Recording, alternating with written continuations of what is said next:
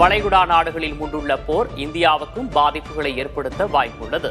போர் எதிரொலியாக கச்சா எண்ணெய் விலை வேகமாக உயர்ந்து வருவதால் பெட்ரோல், டீசல், சமையல் எரிவாயு விலை உயரும் அபாயம் உள்ளது. இதன் விளைவாக விலைவாசியும் உயரும். ஈரானில் உள்ள சபஹார் துறைமுகம் மேற்கத்திய நாடுகளுக்கான இந்தியாவின் நுழைவாயிலாக உள்ளது. இதற்காக இந்தியா பெரும் தொகையை முதலீடு செய்துள்ளது. போர் காரணமாக இத்துறைமுகம் மூடப்பட்டால் இந்தியாவின் வணிகம் பாதிக்கும்.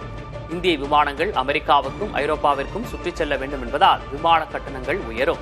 இந்திய ரூபாய் மதிப்பு வீழ்ச்சி, தங்கம் விலை உயர்வு, பங்குச்சந்தை வீழ்ச்சி போன்ற சிக்கல்களையும் சந்திக்க நேரிடும்.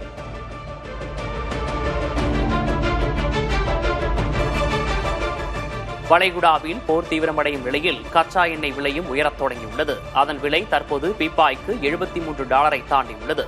இது 7 மாதங்களில் இல்லாத உயர்ந்த அளவாகும். போர் நீடிக்கும் பட்சத்தில் இதன் விலை $80 கடந்து உயரும் என்று வல்லுநர்கள் கணித்துள்ளனர். அவ்வாறு நடக்கும் பட்சத்தில் இந்தியாவில் பெட்ரோல், டீசல் விலை கணிசமாக அதிகரிக்கும்.